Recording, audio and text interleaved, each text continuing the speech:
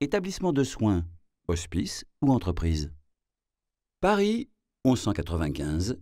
À l'hospice Sainte-Catherine, 2 sœurs religieuses accueillent une indigente venue de province. Elle aura droit à un toit, un lit et un repas chaud. Comme dans tous les hôpitaux du Moyen-Âge, hospitalité et charité sont les raisons premières de l'établissement religieux. Les soins médicaux, eux, sont secondaires. 821 ans plus tard, c'est le repas chaud qui est devenu secondaire.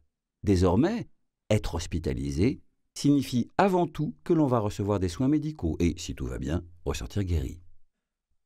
Un service comme un autre, délivré par une entreprise comme une autre, à un client comme un autre? Pas tout à fait. Mais, comme toute entreprise, l'hôpital constitue bel et bien une communauté humaine dévolue à la production de biens. Un bien supérieur, la santé. Une entreprise avec du personnel à gérer, des services de pointe à faire tourner, des recettes à dégager, des investissements à faire et des objectifs à atteindre. Une belle entreprise dédiée à produire de la santé en réparant et en soulageant les malades et les blessés, qui a encore parfois des allures d'association caritative. Si au 3e étage on implante un cœur Karma à un malade souffrant d'insuffisance cardiaque, au rez-de-chaussée, aux urgences, on gère un sans-abri souffrant d'une intoxication éthylique aiguë.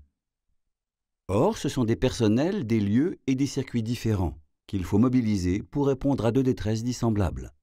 Comme toute entreprise performante, l'hôpital ne gagnerait-il pas à se spécialiser dans les soins de pointe pour laisser aux maisons de santé les soins de base?